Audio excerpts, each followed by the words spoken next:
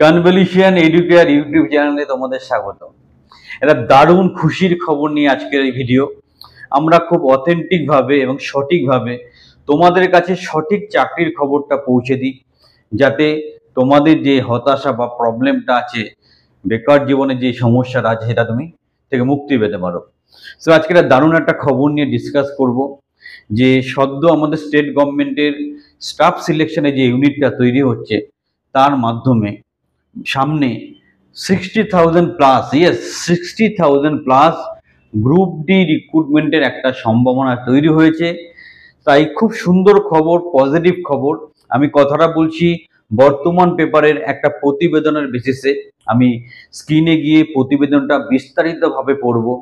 মূল বিষয়বস্তু এটাই যে দীর্ঘদিন গ্রুপ ডির সঠিকভাবে রিক্রুটমেন্ট না হওয়ার জন্য এবং নবগঠিত যে স্টাফ সিলেকশন কমিটি স্টেট গভর্নমেন্টের, সেন্ট্রালের না, তার আন্ডারে কিন্তু একটা huge amount group D recruitment হতে চলেছে। তাই যারা সরকারি চাকরির আশায় বা স্বপ্নে আছো, ভিডিওটা শেষ পর্যন্ত দেখো, টোটাল বক্তব্যটা ভালো করে শোনো এবং আশার বাদ বাঁধো এবং preparation now, so that notification আসলে তুমি প্রপারলি অ্যাপ্লাই করতে পারো। ভিডিওর সাথে শেষ পর্যন্ত থাকো, চ্যানেলটা সাবস্ক্রাইব করো এবং চলো আমরা বিস্তারিতভাবে সবকিছু দেখে নিই। The first step towards achieving your dreams is having the right coach. Get the best education with Convolution Educare and make your government and corporate job training dreams come true. Download the app now. এটা হচ্ছে সেই বর্তমান পত্রিকার article যার বেসিসে ভিডিওটা আমরা তৈরি করেছি। সেটা আমি একটু বিস্তারিতভাবে পড়তে চাই তোমাদেরকে ভালো করে বোঝানোর জন্য। তোমরা খুব যত্ন সহকারে প্রতিবেদনটা শোনো এবং বোঝার চেষ্টা করো। পথ চলা শুরু করতে চলেছে রাজ্যের নবগঠিত স্টাফ সিলেকশন কমিশন। অফিসগুলোতে কর্মী নিয়োগের জন্য 17 এপ্রিল নতুন করে West Bengal staff selection commission গঠনের বিজ্ঞপ্তি জারি করে রাজ্য সরকার। নয়া কমিশন শুরুতেই সরকারি অফিসগুলোতে কয়েক হাজার গ্রুপ ডি কর্মী নিয়োগের তোড়জোড় শুরু করেছে। নবান্নের সূত্রে সম্প্রতি এই খবর জানা গিয়েছে। কমিশনের চেয়ারম্যান ও সদস্যরা নিযুক্ত হলেই নিয়োগ সংক্রান্ত বিজ্ঞপ্তি জারি করা হবে। সংশ্লিষ্ট আইনে বলা হয়েছে চেয়ারম্যান সর্বাধিক 6 জন সদস্যকে নিয়ে কমিশন গঠন করতে হবে। এই পদগুলিতে কাদের নিযুক্ত করা যাবে তাই নিয়ে সরকারি মহলে জোর তৎপরতা চলছে। এরপর কি বলা হয়েছে, সরকারি অফিসে গ্রুপ ডি নিয়োগের জন্য 2016 সালের জানুয়ারিতে একটি বিশেষ রিক্রুটমেন্ট বোর্ড গঠন করেছিল রাজ্য সরকার। মন্ত্রিসভার সিদ্ধান্ত নিয়ে প্রশাসনিক নির্দেশ জারির মাধ্যমে এক অবসরপ্রাপ্ত আমলার নেতৃত্বে ওই বোর্ড গঠন করা হয়। কিন্তু বছরখানেক আগে মন্ত্রিসভায় ওই বোর্ড তুলে দেওয়ায়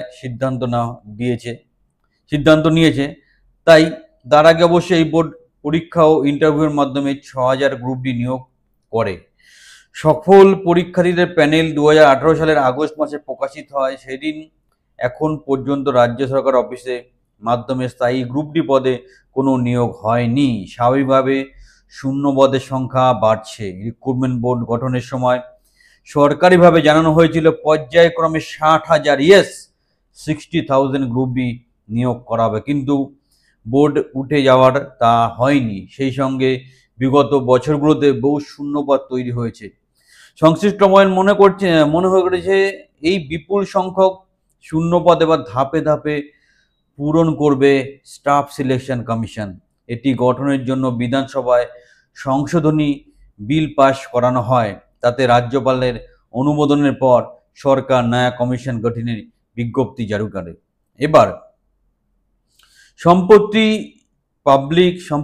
পাবলিক সার্ভিস কমিশনের মাধ্যমে সচিবালয়, ডিরেক্টরেট ও আঞ্চলিক স্তরের সরকার অফিসে 6000-এরও বেশি group D C lower division assistant নিয়োগ করা হয়েছে। 1919 সালে পিএসসির নিয়োগের জন্য পরীক্ষা নিয়েছিল।